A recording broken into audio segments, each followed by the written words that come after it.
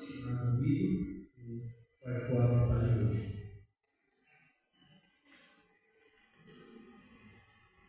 Seminarista.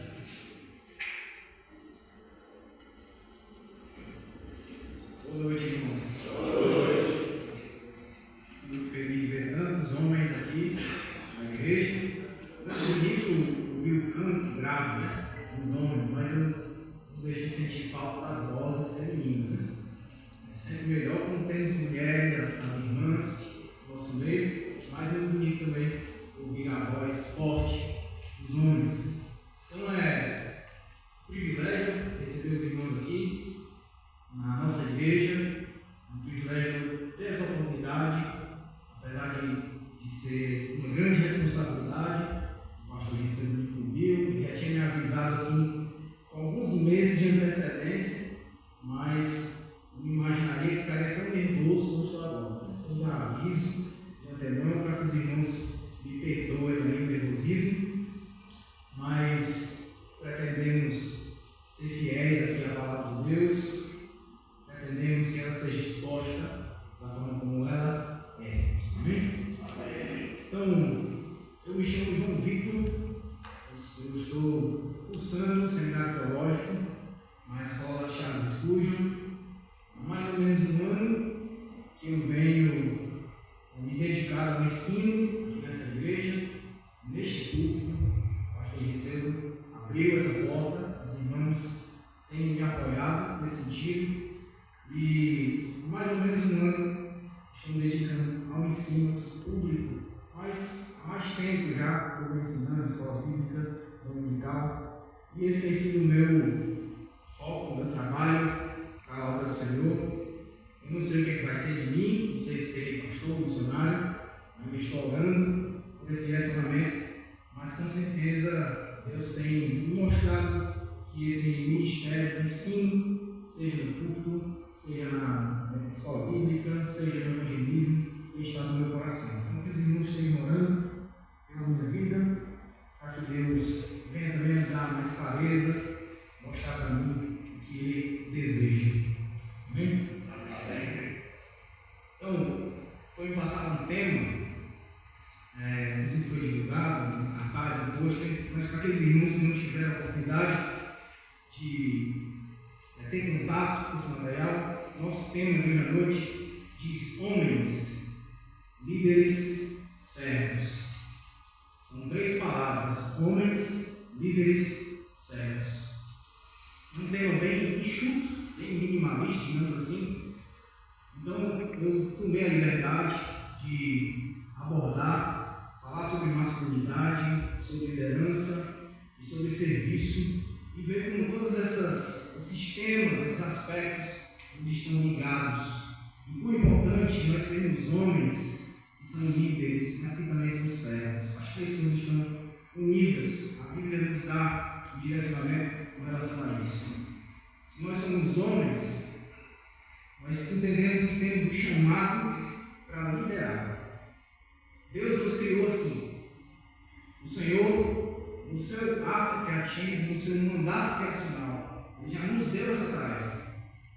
Se os irmãos perceberem com atenção, nós vamos ver que desde o Gênesis, os homens são chamados de liderar, de ser cabeça da criação. Nós fomos chamados a liderar e fomos chamados também a servir. Esses são aspectos de ordem criacional. Deus criou o homem com esse propósito. Nós fomos criados, se os irmãos perceberem, no último dia da criação. Eu creio naquela tese de que no ato criativo de Deus foi preparando esse mundo, foi colocando as coisas em ordem, né? Porque o versículo 1 e 2 de Gênesis diz que Deus criou o mundo no princípio, mas esse mundo estava sem forma e vazio. Nos primeiros 5 dias da criação, nos primeiros 3 dias da criação, Deus vai dando formas a esse mundo, para que esse mundo seja habitado. Ele passa a ter forma, ele passa a ser habitado, não é mais vazio. E o homem é criado no último dia, o homem e a mulher. O homem é criado justamente com o propósito de liderar a criação e também servir a criação. temos a responsabilidade, nós recebemos de Deus as prerrogativas do domínio da terra, obrigado, mas também a responsabilidade de cuidar dessa terra. Deus deu ao homem domínio sobre a terra, sobre a sua criação, sobre as outras criaturas, as demais criaturas, mas também a responsabilidade de se autodominar e de que a sua dominação, a sua sujeição nesse mundo não seja uma dominação autoritária. Eu tive um professor no seminário que disse que a criação é como uma loja que Deus criou, colocou tudo em ordem, arrumou as prateleiras, arrumou os produtos e colocou o homem como gerente dessa loja. Nós recebemos de Deus essa prerrogativa de gerenciar, de dirigir a criação. Mas nós também fomos chamados a servir essa mesma criação, no sentido de cuidar e manter. O homem foi chamado para cultivar um jardim que Deus mesmo plantou, um jardim que era um pomar frutífero, onde o homem poderia extrair a sua sustentação, ele poderia cuidar da sua família, porque ele criou homem e mulher, os fez em sua carne. Mas o serviço do homem não estaria restrito a esse jardim apenas. A indicação de que o homem deveria progredir na criação, que ele deveria expandir, desenvolver a criação. Deus dá uma ordem: sede fecundos e enchei a terra.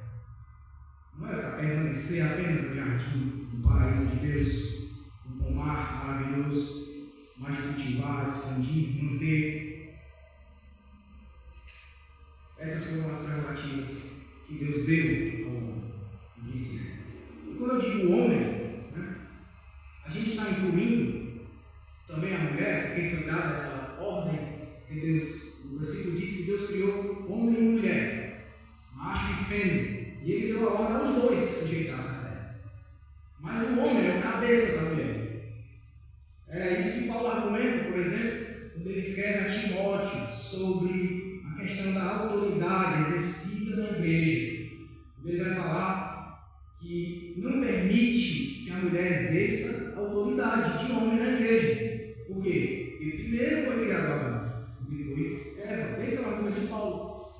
O responsável federal, legal da criação é o homem, Adão. Tanto é que Paulo vai dizer em Romanos capítulo 5 que o pecado entrou no mundo por um só homem, e chama Adão. Então temos a prerrogativa como homens, sexo masculino, de não somente liderar, mas também servir a essa criação, a todo o plano diretivo de Deus, o plano que Deus entregou nas mãos dos seres humanos, do homem como cabeça, inclusive sobre o matrimônio, de ter essa responsabilidade. Só que as coisas não permaneceram dessa forma. Nós sabemos que acontece alguma coisa que o homem não viveu para esse propósito. Acontece um fato na história em que nós, enquanto humanidade, perdemos esse propósito. É justamente o que eu mencionei agora há pouco, a entrada do pecado no mundo. A desobediência, a negação daquilo que Deus propôs ao homem, fez com que ele perdesse esse propósito. Então a humanidade, segundo Adão, deixou de representar esse propósito original de Deus na criação. Eu vou entrar em mais detalhes sobre isso um pouco mais na frente. Mas para agora já basta entendermos isso. Que uma vez que o pecado entra no mundo e o pecado passa a todos os homens, pelo pecado de Adão, nós perdemos um pouco o que seria esse senso de liderar e servir como homens nesse mundo. E para que a gente recupere, para que a gente encontre de novo esse propósito, podemos olhar para um homem. Há um homem perfeito. Há um líder perfeito.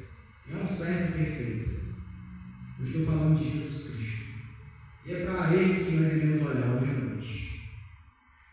É Jesus, o homem perfeito, o líder perfeito, o servo perfeito. Se nós quisermos aprender o que de fato significa ser homem, nós precisamos olhar para Jesus Cristo. Nós falhamos como homens, líderes e servos, porque o homem falhou no princípio. Mas em Cristo nós temos a verdadeira humanidade. A humanidade como ela deve ser. Ela deve ser observada em Cristo, não em Adão. Cristo é chamado, o Paulo, mais de uma ocasião, mas no capítulo 15 de 1 Coríntios, de último Adão. Cristo é o último Adão. Paulo chama Jesus assim, lá, o último Adão. Ele fala do primeiro Adão e Jesus do último Adão. Quer dizer que Adão foi o primeiro homem. Todos os homens são conforme ele. Nasceram conforme a sua imagem e semelhança. E nós tivemos milhões de Adãos nesse mundo. Até chegou no último, Cristo. Mas esse Adão é um Adão diferente, porque ele é um Adão que não falhou. Ele não caiu. Ele obedeceu. E nós, que cremos em Jesus Cristo, nós estamos sendo formados segundo a imagem dele, e não a imagem do primeiro Adão. Esse que Paulo vai defender em 1 Coríntios 15. Então é em Cristo que nós devemos buscar o reposicionamento real da nossa masculinidade. Que é o exemplo de um homem perfeito. Olha para Cristo, Jesus Cristo. A humanidade como ela deve ser. O verdadeiro significado de ser homem. Olha para Cristo, é Cristo Jesus. E se nós queremos perceber a ligação que há entre liderar e servir, nós precisamos olhar também para Cristo. Jesus disse assim, depois de ressurreto: toda a autoridade me foi dada, no céu e na terra. Capítulo 28 de Mateus. Toda a autoridade me foi dada. Ele tem o prerrogativo de liderar, de dominar. Ele tem toda a autoridade no céu e na terra. Mas o que rendeu a Jesus toda essa autoridade? O que foi que conferiu a ele? Como que ele recebeu essa autoridade? Por quais meios? Qual foi a forma que Jesus conquistou essa autoridade? O que Deus deu a Jesus Cristo? Deus Pai deu, entregou a Jesus Cristo toda a autoridade nos céus e na terra. Por que isso? O que rendeu a Jesus essa autoridade suprema, ilimitada, inigualável, foi a sua perfeita e inquebrável submissão a Deus Pai.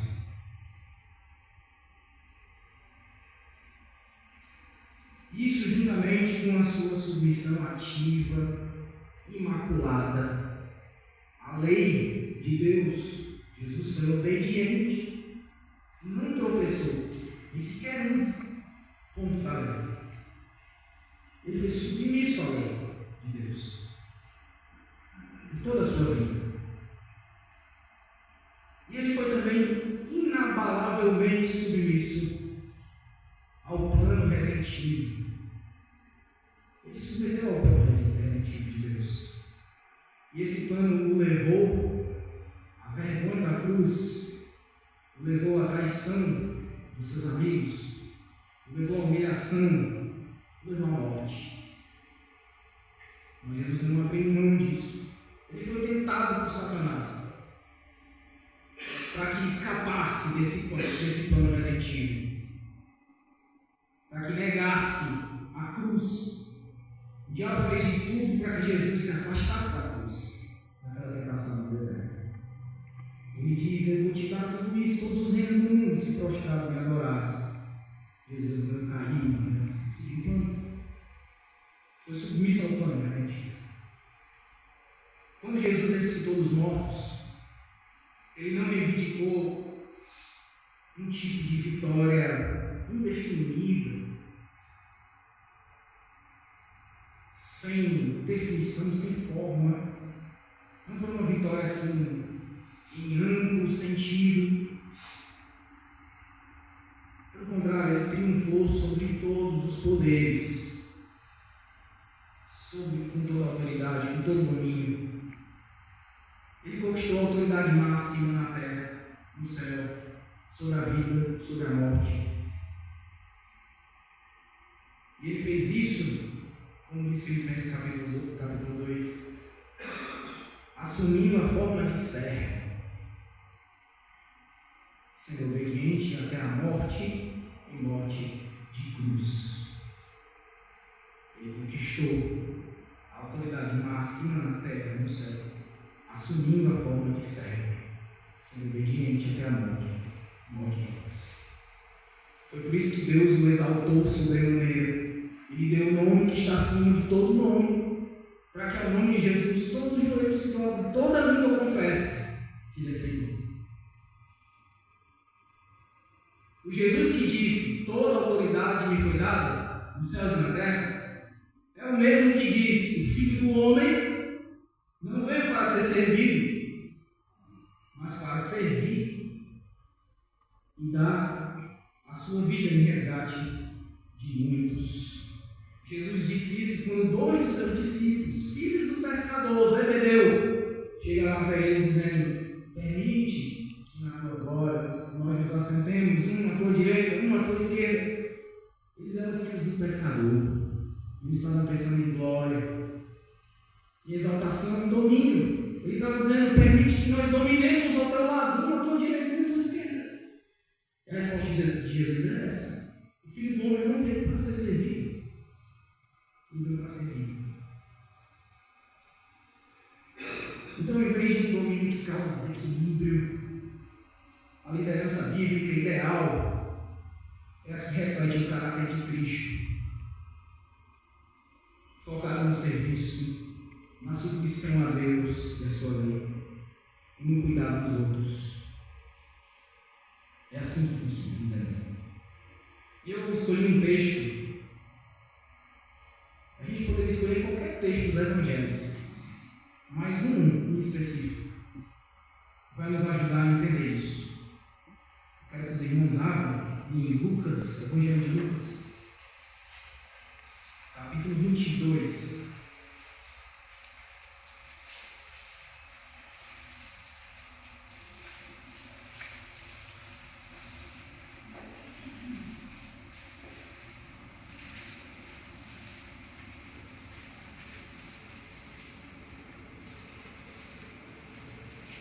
Nós vamos ler do versículo 7 até 30. Nós vamos aqui fazer uma exposição do texto propriamente dito. Vamos apenas capturar algumas lições, alguns ensinamentos valiosos da palavra de Deus. Lucas 22, verso 7 ao 30, diz assim: chegou o dia da festa dos pães asmos, em que importava comemorar a Páscoa. Jesus, pois, enviou Pedro e João, dizendo: ide, preparar-nos a Páscoa para que a comamos. Eles lhe perguntaram: onde queres que a preparemos? Então lhes explicou Jesus: ao entrar na cidade, encontrareis um homem com um cântaro de água. Segui-o até a casa em que ele entrar. E dizei ao dono da casa: o mestre manda perguntar-te: onde é o aposento no qual hei de comer a Páscoa com os meus discípulos? Ele vos mostrará um espaçoso cenáculo mobiliado e ali fazer os preparativos. E indo, tudo encontraram como Jesus lhe dissera, e prepararam a Páscoa. Chegada a hora, pôs-se Jesus à mesa, e com ele os apóstolos. E disse-lhes: tenho desejado ansiosamente comer convosco esta Páscoa, antes do meu sofrimento. Pois vos digo que nunca mais a comerei, até que ela se cumpra no reino de Deus. E tomando um cálice, havendo dado graças, disse: recebei e repartimos de vós. Pois vos digo que de agora em diante não mais beberei do fruto da videira, até que venha o reino de Deus. E tomando um pão, tendo dado graças, partiu e lhes deu, dizendo: isto é o meu corpo oferecido por vós. Fazei isto em memória de mim. Semelhantemente, depois de cear, tomou o cálice, dizendo: este é o cálice da nova aliança no meu sangue, derramado em favor de vós. Todavia, a mão do traidor está comigo à mesa, porque o Filho do Homem, na verdade, vai segundo o que está determinado, mas ai daquele por intermédio de quem ele está sendo traído. Então começaram a indagar entre si quem seria dentre eles que estava para fazer isso. Suscitaram também entre si uma discussão sobre qual deles parecia ser o maior. Mas Jesus lhes disse: os reis dos povos dominam sobre eles, e os que exercem autoridade são chamados benfeitores. Mas vós não sois assim. Pelo contrário, o maior entre vós seja como o menor, e aquele que dirige seja como o que serve. Pois qual é maior? Quem está à mesa ou quem serve? Porventura, não é quem está à mesa? Pois no meio de vós eu sou como quem serve. Vós sois os que tendes permanecido comigo nas minhas tentações. Assim como meu Pai me confiou o reino, eu vou confio, para que comais e bebais a minha mesa, no meu reino, e vos assentareis em tronos para julgar as 12 tribos de Israel. Amém. Então, aqui o contexto é a celebração da Páscoa. Jesus se dirigiu a Jerusalém com seus discípulos. Este é aquele episódio que nós conhecemos como a última ceia, onde Jesus se assentou com os seus discípulos, seus amigos, celebrou a ceia da Páscoa, a festa dos pães asmos. E aqui é onde nosso Senhor Jesus institui a ceia do Senhor, uma ordenança que nós carregamos nas nossas igrejas, num momento solene, onde nós trazemos a memória, usando os elementos físicos, o pão, o cálice, para nos lembrar o que o Senhor fez em nosso favor, para anunciar a sua morte, até que Ele venha. Só que nesse contexto, Jesus também faz uma revelação bombástica. Ele diz algo que surpreende os seus discípulos. Eles ficam apavorados, eles ficam inquietos, porque Jesus diz que naquela mesa onde ele celebrava a Páscoa, com os seus mais próximos, entre aquelas pessoas havia alguém que iria cair. Ele diz: a mão do traidor está comigo à mesa. Vocês que agora recebem das minhas mãos o cálice da Páscoa, vocês que agora estão comigo, um ajuntamento, a festa da Páscoa, ela de certa forma simboliza isso. Quando nós pensamos em Páscoa, nós pensamos no Êxodo, na saída do Egito, do povo hebreu. Mas até a Páscoa, que foi uma virtude, um triunfo de Deus sobre a incredulidade do faraó do Egito, nós temos ali o nascimento desse povo. Israel não era um povo unificado, não era um povo ajuntado, era simplesmente uma multidão de pessoas da mesma nacionalidade, vivendo dentro de um grandioso império. Eles não tinham senso de nacionalidade, de identidade, eles não tinham lei, não tinham rei, não tinham governante. Mas Deus chama Moisés para que Moisés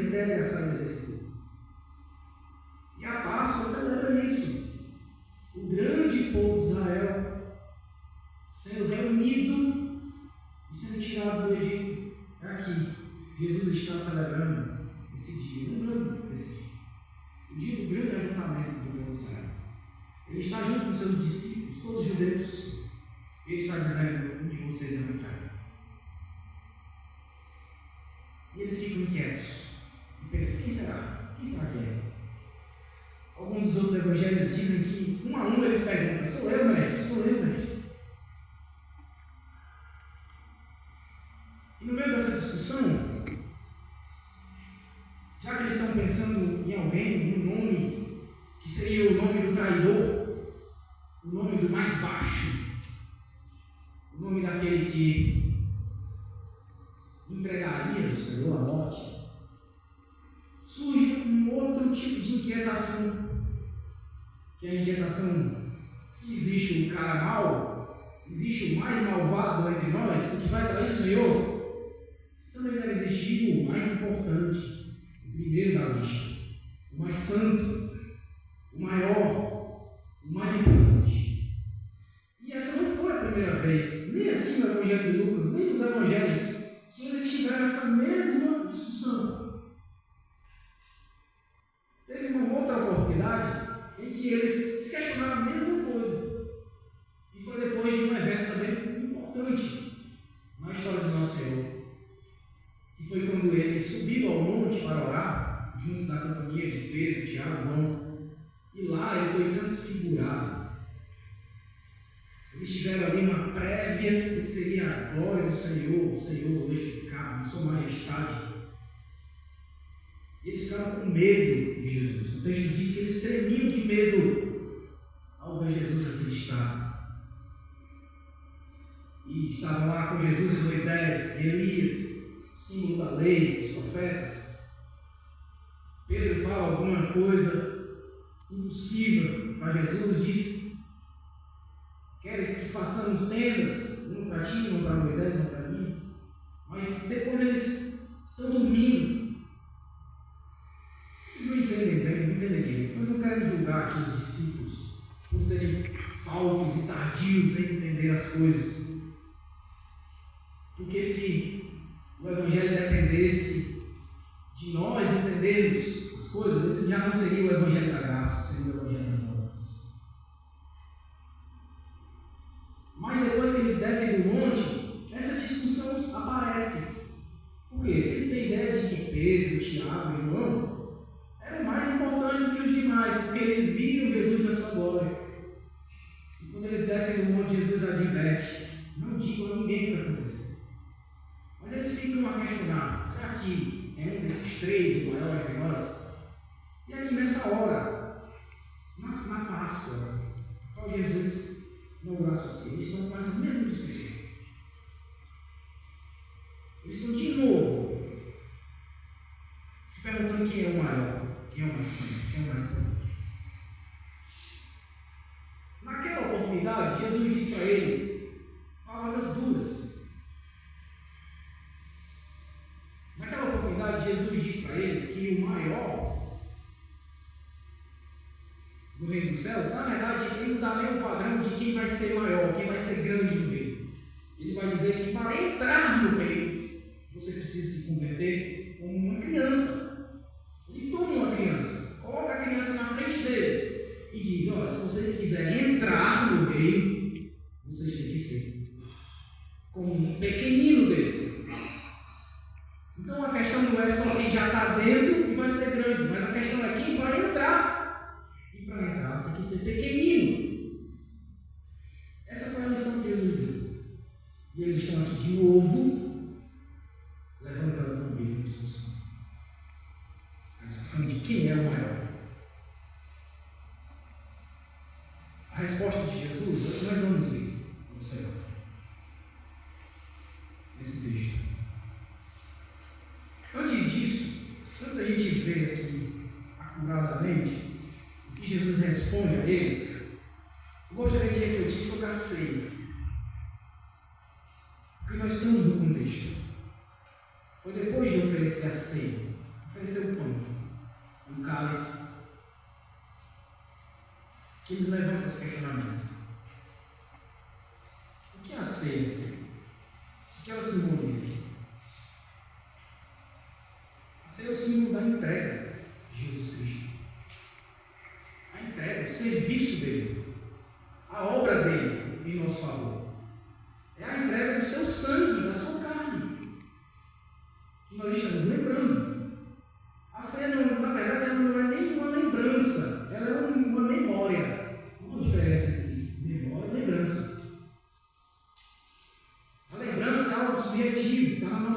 cabeça. Às vezes a gente lembra de eventos que aconteceram na nossa vida e eles se desvanecem, eles se misturam, eles se embaralham na nossa mente e a gente não consegue lembrar o que é real, o que não é. A ceia não é só uma lembrança, não é uma memória. A memória é algo que nós erguemos. O memorial é algo que nós erguemos. Nós colocamos e olhamos, testemunhamos. É algo que ocupa. É algo que está gravado na pedra, como Jó disse, sei que o Redentor vive. Quem dera as minhas palavras fossem gravadas na pedra. Quando nós tomamos o pão, do cálice, nós estamos erguendo um monumento à memória do sacrifício de Cristo. E não somente do seu sacrifício, mas principalmente nós estamos profetizando a sua volta, o seu retorno. Porque nós comemos e bebemos até que ele volte. Mas a ceia também, não sei se os irmãos já pensaram sobre a importância da simbologia da ceia. Uma mesa. É tão importante essa questão da mesa. Nós estamos sentados à mesa com Jesus. É pouca coisa isso? Só que esse sentar-se à mesa não é como aquelas mesas de pubs, de barzinhos, né? Aquela mesa quadrada que fica você e a pessoa de frente para ela. Nós não estamos sentados à mesa com Jesus sozinhos, só nós e Ele, só eu e Ele. Tem mais gente na mesa. A mesa do Senhor é uma grande mesa. Nós precisamos perceber isso. Nós comemos com Jesus, mas nós comemos com os irmãos. Nós comemos junto aos irmãos. Então eu calo assim. A ceia é algo menor que simboliza algo maior. Jesus está dizendo a eles assim, eu estou entregando para vocês este pão. Eu estou entregando para vocês este cálice. Mas esse pão é trigo, esse cálice é vinho. O que eu vou entregar para vocês daqui a pouco é o meu corpo, é o meu sangue. Isso aqui é o mínimo. Isso aqui é o símbolo. É isso que ele está dizendo. Hoje eu vos entrego o pão e o cálice.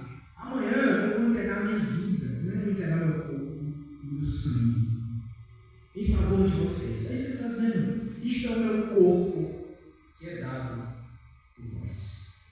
Este é o cálice da nova aliança do meu sangue, derramado em favor de vós. A ceia ela é um aspecto didático que faz a gente parar de olhar para nós mesmos. O ser humano, desde que o pecado entrou nesse mundo, é um ser ensimesmado. Sabe o que é isso? Ensimesmado? Só olha para si.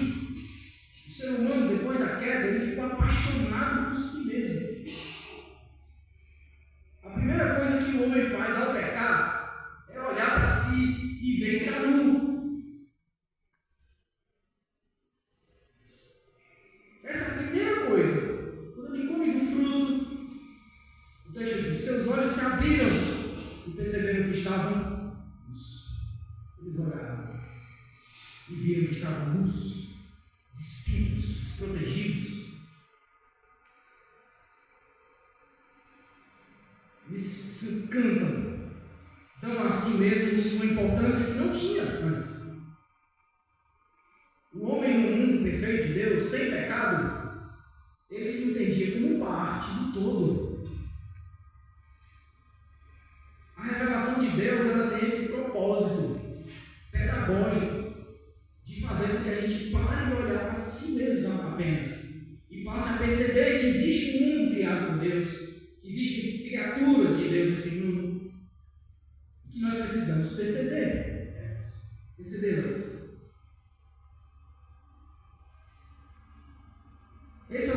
quadro da criação. O homem não é o autor do quadro. Não é o autor do quadro. O homem está pintado nele. Foi Deus que pintou esse quadro. E o quadro não é a figura de um homem e de uma mulher. O quadro é a criação. Nele está o homem e a mulher.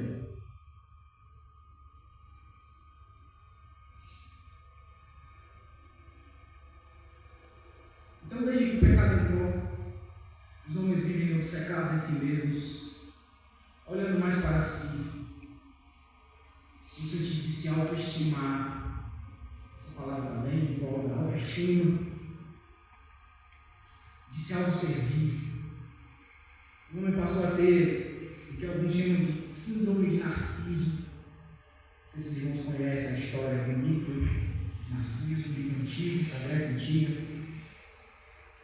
Narciso foi um ser que se apaixonou por si mesmo, porque contemplou a sua beleza refletida nas águas de um rio. E a tragédia dele foi que ele foi morto na beira desse rio, porque ele não conseguia parar de olhar para si mesmo. Ele ficou lá, paralisado, apaixonado por si mesmo, até a morte. Então, Deus nos criou com os nossos olhos virados para fora. E ninguém consegue virar para dentro. Nós não fomos criados para nos contemplar. Percebeu isso?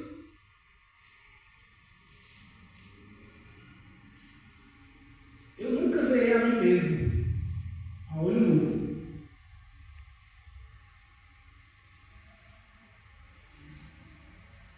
É irônico o fato de que nós só conseguimos ver nós mesmos através de reflexos, através de espelhos, instrumentos que estão fora de nós, são exteriores a nós, e que todos têm distorções. A Bíblia fala de espelhos, né? Paulo fala que nós contemplamos um espelho, uma imagem assim meio difícil, né? De enxergar. Hoje nós temos espelhos quase cristalinos, mas mesmo esses espelhos modernos, eles têm distorções. Aquilo lá, você vê, você chega na frente do espelho, não é você de verdade. É o seu reflexo. E não é o seu reflexo perfeito. Tem diferença, tem distorção. E aqui nós temos um problema.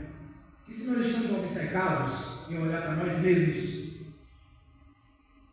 o que nós vamos encontrar quando olharmos para nós mesmos é só miséria, é só feiura, é só fracasso. Se você olhar fundo dentro de si, é isso que você vai encontrar.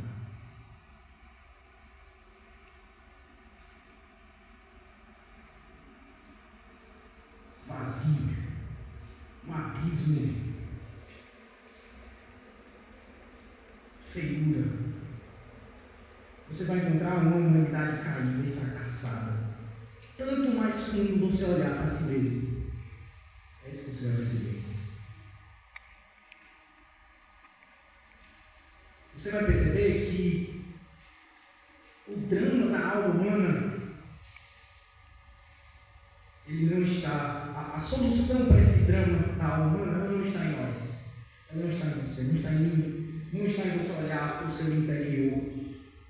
Porque quanto mais olhar para o seu interior, mais desgraça você vai encontrar. É por isso que as Escrituras nos arrastam para olhar para fora de nós. Deus nos constrange a olhar para Ele, que é a suprema beleza.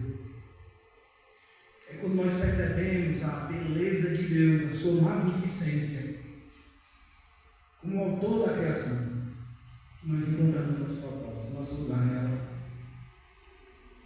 Nós vemos que temos um mundo inteiro para servir e amar. O propósito de liderar essa criação, conhecendo e percebendo que somos parte dela, que não somos os compositores e não estamos compondo sozinhos. solitários nesse mundo. A harmonia entre a liderança e o serviço está aí. O serviço é a essência dessa liderança. Perceber que eu não estou só. Eu estou aqui para servir as criaturas de Deus, o mundo de Deus. É o objeto do nosso labor nesse mundo.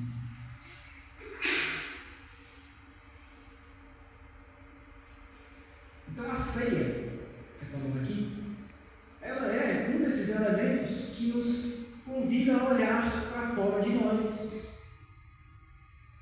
Um elemento didático que quer nos fazer perceber o outro à nossa volta. Desde que nós olhamos para o Senhor, o nosso olhar seguirá para os outros. Quando nós olhamos para o Senhor, o nosso olhar seguirá para os outros. No sentido que devemos servir uns aos outros. Então, para nós não servirmos do pão e do vinho, nós precisamos discernir o corpo. Lembra das instruções de Paulo? Nós precisamos discernir o corpo antes de tomar o pão e beber o cálice. Discernir o corpo é saber que eu não estou sozinho, eu faço parte de um organismo. Eu não sou autossuficiente, eu não sou o protagonista da história. O protagonista da história é aquele que deu a sua carne e o seu sangue e nos serviu com ele, com esses elementos. Mas quando nós ceiamos, discernindo o corpo, nós estamos também dizendo uns para os outros, uns aos outros, que nós entregaremos a nossa vida, se for preciso.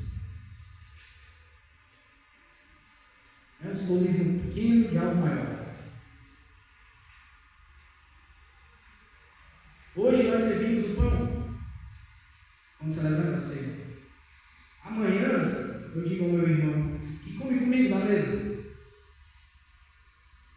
a minha vida estará à sua disposição. A minha casa, o meu dinheiro, os meus bens estão à sua disposição. E se for preciso, a minha carne e o meu sangue estão à sua disposição. É assim que nós somos chamados a amar na Bíblia, no contexto do lar. Os homens, maridos, amem as suas esposas, como Cristo amou a igreja e assim mesmo se entregou por ela. Assim nós somos chamados a amar no contexto do lar. É assim que nós somos chamados a amar no contexto da igreja, sabia? Vamos ver aqui, 1 João, vamos abrir bem rápido. 1 João capítulo 3, verso 16 a 18.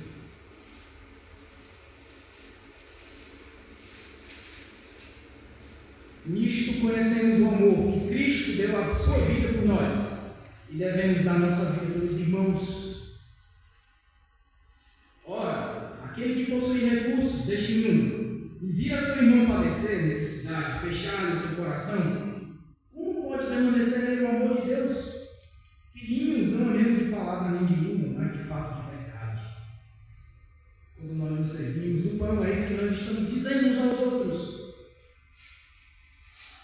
Hoje é o pão, amanhã é o meu dinheiro, amanhã são meus bens, amanhã é a minha casa, amanhã é a minha vida, se eu preciso. A ceia serve para demonstrar isso.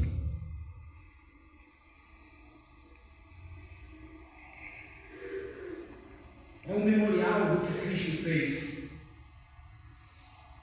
E é uma exortação ao que nós devemos fazer.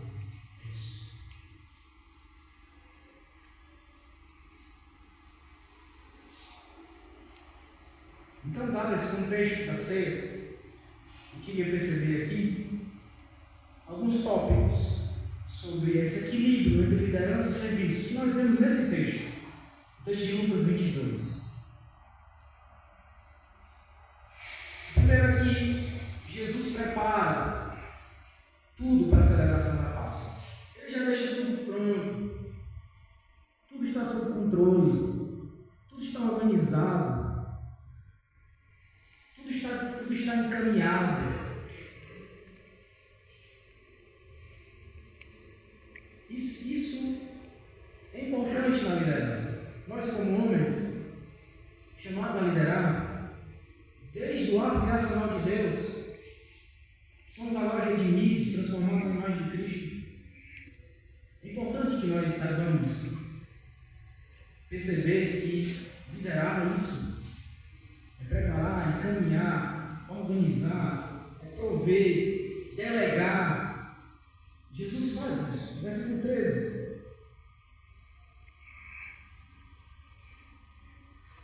Indo, tudo encontraram como Jesus lhe dissera.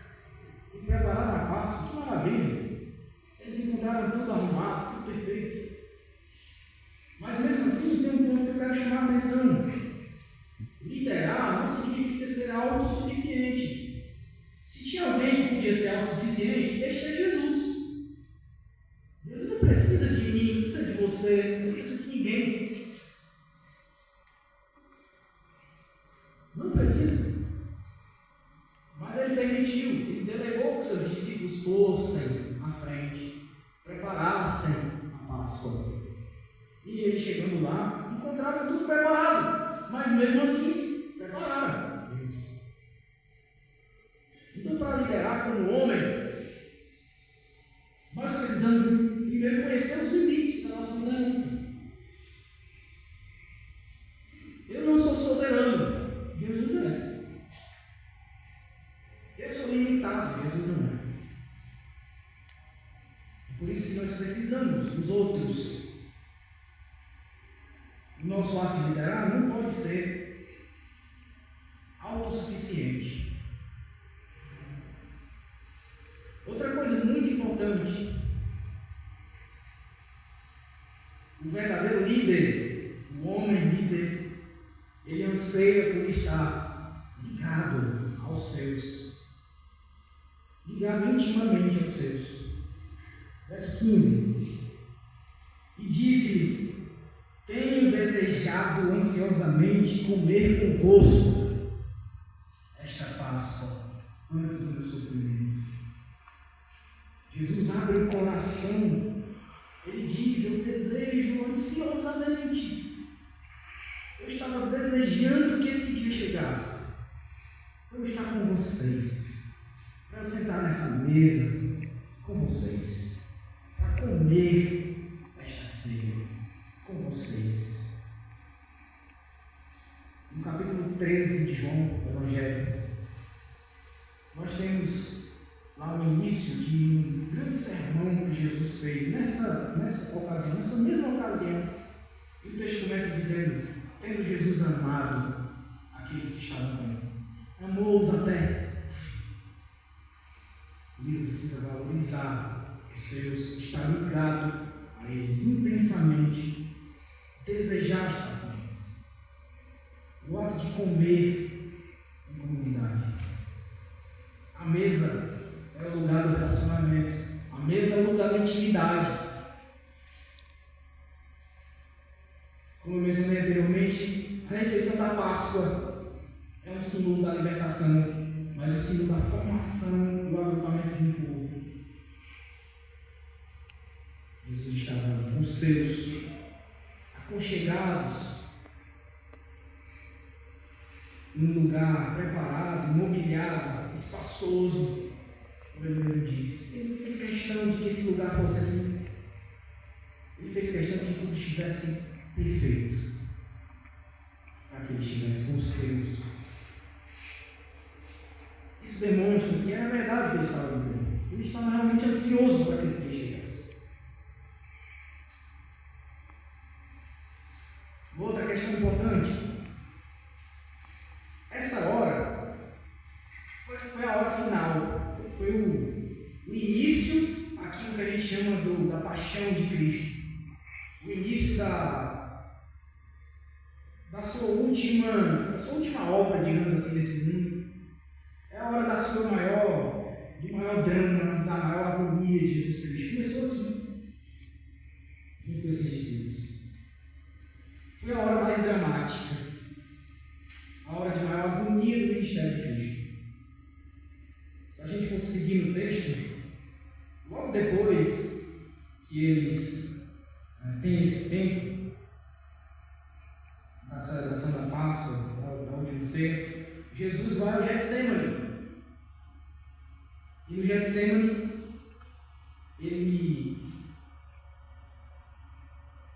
a pressão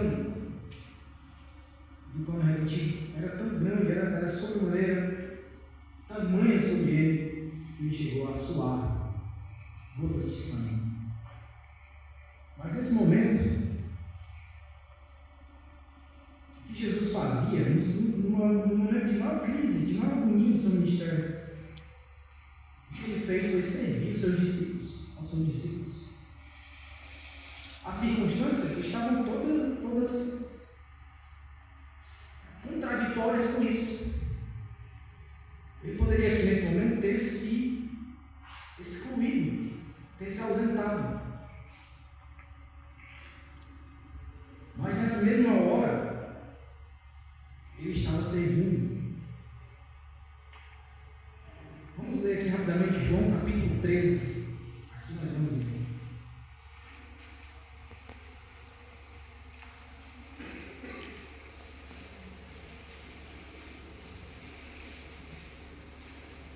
Mesmo contexto. Só que em João nós temos um detalhe a mais.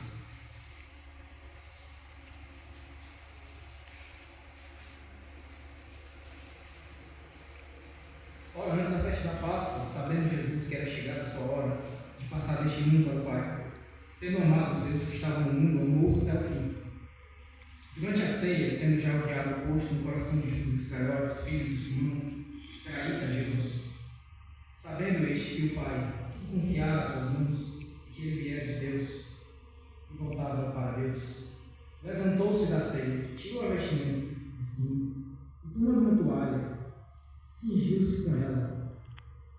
Depois deitou a água na bacia e passou a lavar os pés aos discípulos e enxugar-lhes com a toalha com que estava cingido. Aproximou-se, pois, de Simão Pedro e disse: Senhor, me lavas os pés a mim? Respondeu Jesus: O que faço? Não sabes agora. Compreendeu-o-ás depois. Disse-lhe Pedro: Nunca me lavarás os pés. Respondeu Jesus: Se eu não te lavar, não tens parte comigo. Então Pedro lhe pediu: Senhor, não somente os pés, mas também as mãos e a cabeça. Declarou Jesus: Quem já se banhou não necessita de lavar, senão os pés. Quanto ao mais, está todo limpo. Ora, vós estáis limpos, mas não todos. Pois ele sabia quem era o traidor. Foi por isso que disse: Nem todos estáis limpos. Na hora da sua maior agonia, Jesus estava lavando os pés dos seus discípulos, servindo a eles, dando exemplo do que é serviço. Porque o texto continua, Jesus vai dizer, verso 12: Depois de ter lavado os pés, tomou as vestes e, voltando à mesa, perguntou-lhes: Compreendeis o que vos fiz? Vós me chamais o Mestre e o Senhor, e dizeis bem, porque eu sou. Ora, se eu sendo o Senhor e Mestre vos lavei os pés, também vós deveis lavar os pés uns dos outros. Porque eu vos dei o exemplo para que, como eu vos fiz, façais vós também.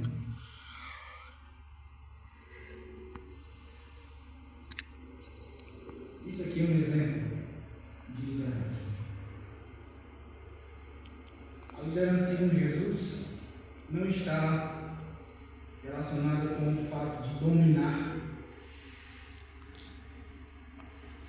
Interessante que ele tinha toda a prerrogativa de dominar. Mas liderança para Jesus é mais sobre ter a toalha nos ombros e a bacia na mão.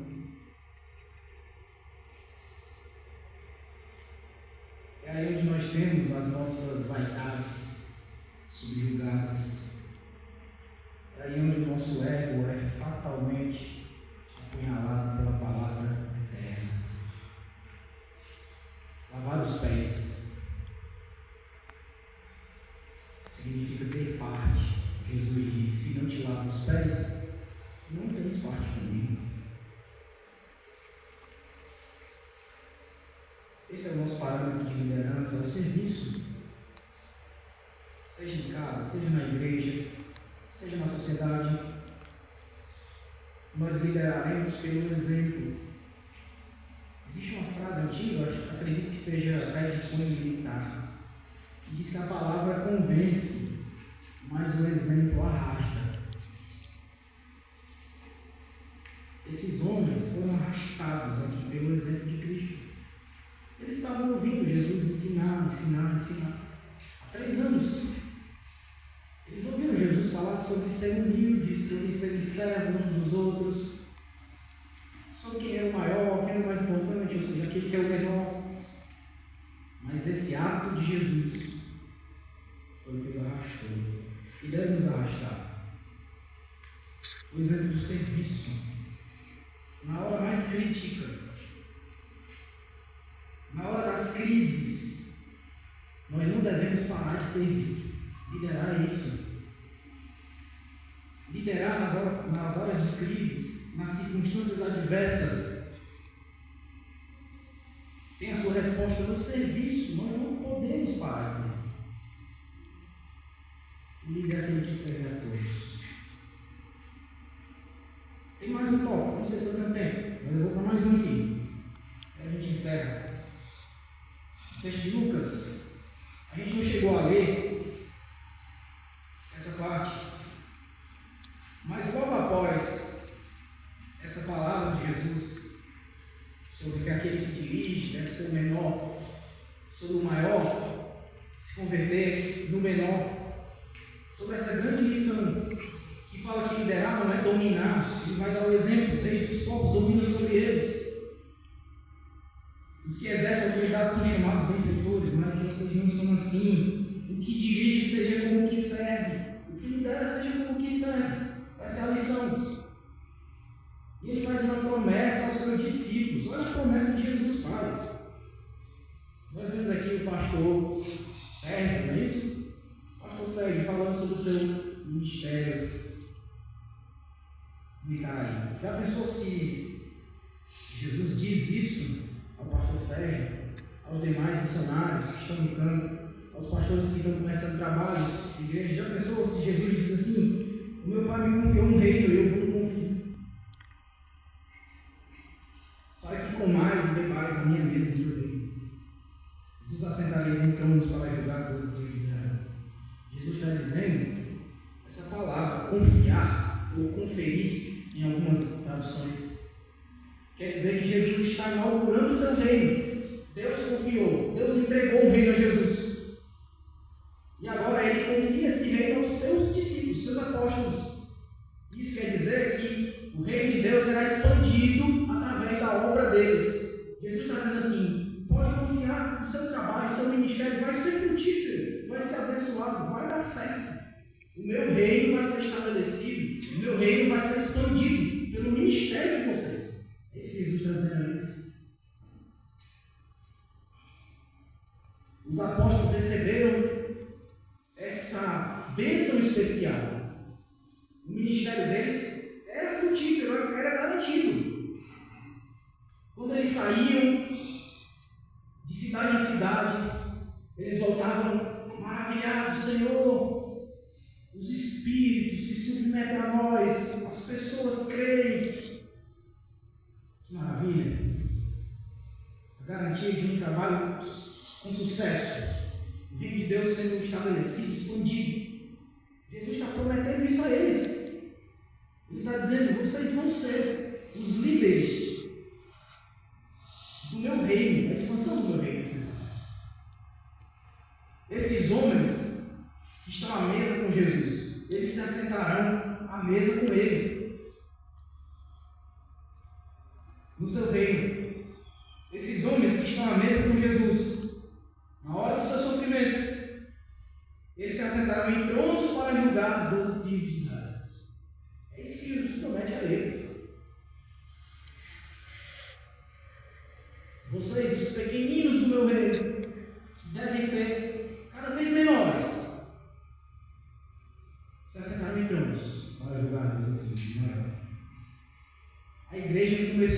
desses homens.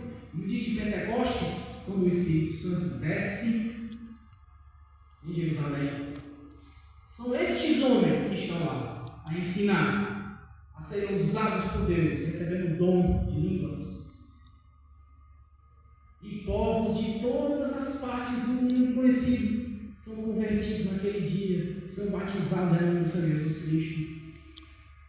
Estes homens vão até o mundo, se espalham. A gente ouve falar muito de Pedro, que foi até Roma, que escreveu epístolas no Novo Testamento. A gente ouve falar de Paulo, que viajou, pelo menos em 3 grandes viagens missionárias, trouxe o Evangelho à Europa.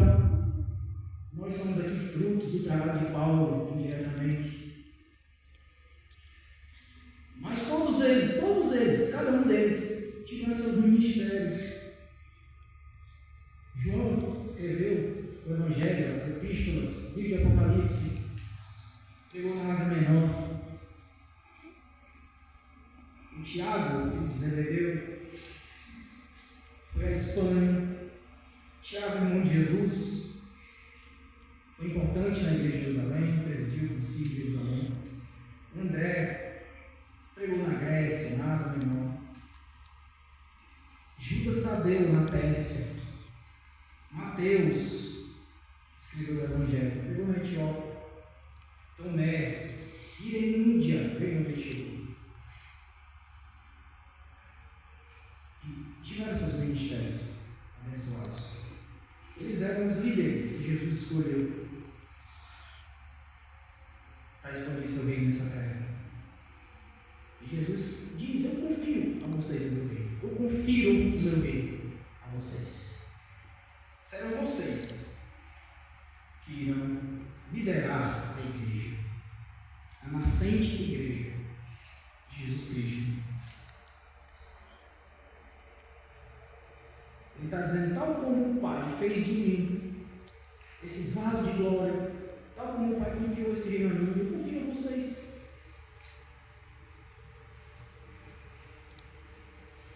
Só que no verso 31 ele diz assim: Simão, Simão, eis que Satanás vos reclamou para vos peneirar no trigo. Eu, porém, roguei por ti, para que a tua fé não desfaleça. Tu, pois, quando te converteres, fortalece os teus irmãos. Eu quero dizer aos irmãos que nós, homens, líderes, nós somos o alvo principal do diabo.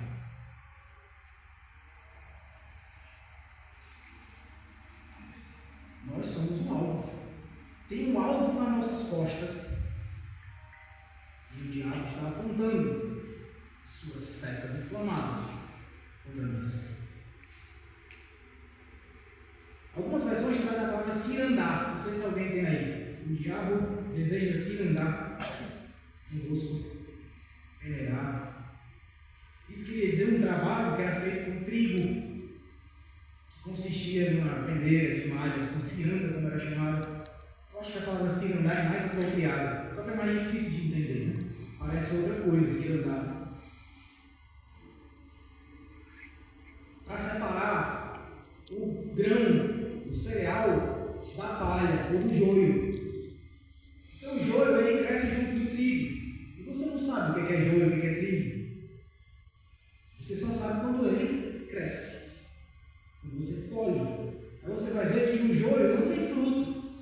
Não tem trigo, não tem grão. Ele é só palha. O diabo deseja fazer isso com a liderança, com os homens. Ele acha que a nossa fé é joio, não tem grão. Ele deseja bater violentamente com uma ciranda para que a nossa fé desfaleça. Ele quer dizer para Deus que a nossa fé é falsa.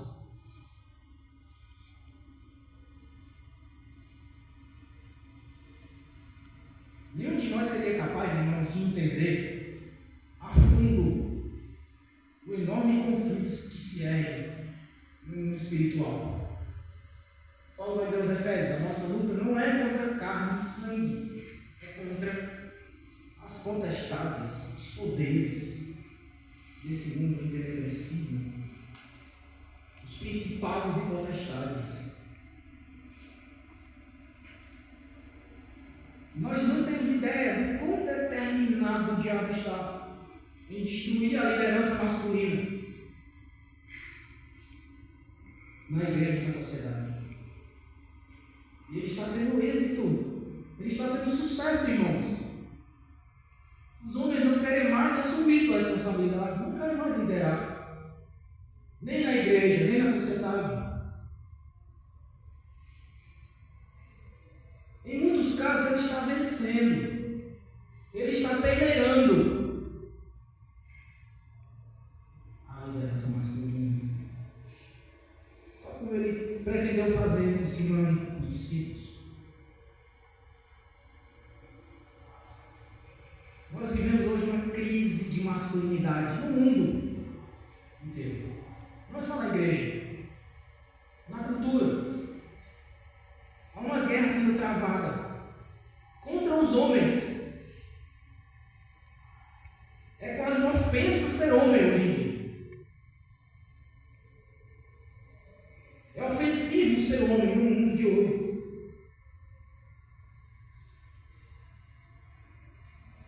Uma cultura não consegue se manter de pé quando os seus homens são derrubados. Os homens receberam de Deus esse propósito, de serem um sustentáculo da cultura. Nós fomos projetados para isso. Os homens foram projetados para suportar o fardo da nação, para proteger os cidadãos mais valiosos, para proteger as mulheres, que por sua vez cuidam e protegem os filhos. Então, se nós abatemos os homens,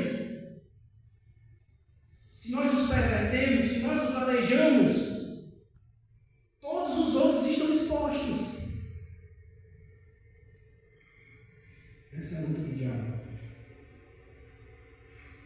O mesmo pode ser aplicado, não em contexto geral, de cultura, de nação. O mesmo pode ser aplicado à igreja. O principal alvo do diabo são os homens e líderes da igreja. A igreja não pode ser simplesmente coisa para a mulher. Não pode ser. Como ela tem se tornado cada dia.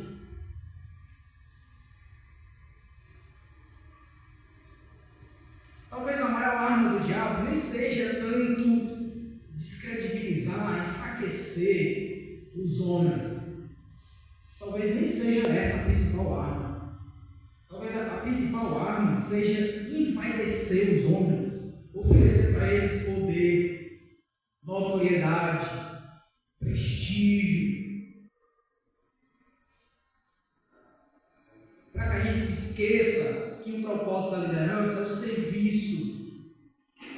Hoje o que nós mais vemos são líderes que buscam a fama, buscam o poder, buscam a vaidade, buscam o prestígio. Eles estão muito mais preocupados em seguidores, em acumular seguidores,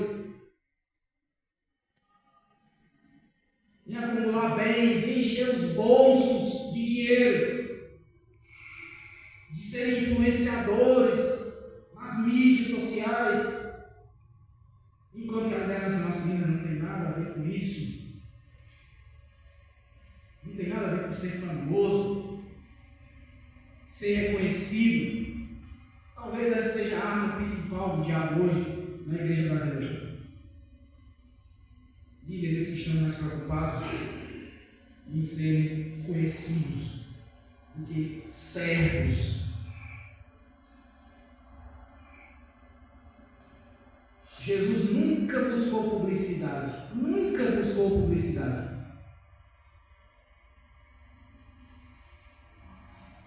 O dia em que Jesus foi mais visto foi o dia que ele foi levantado sobre o madeiro.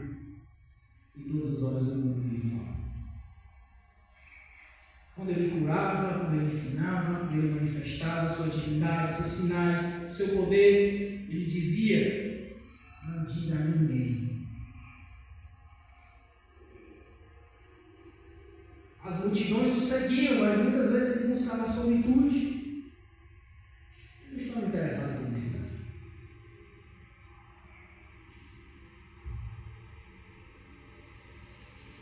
nessa crise de masculinidade, de liderança, porque temos esquecido de que liderar é servir, não é dominar, não é estar na vitrine.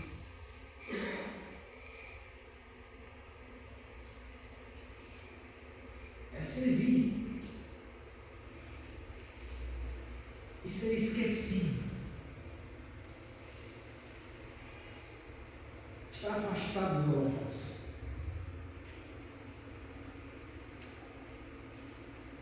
Isso é o que significa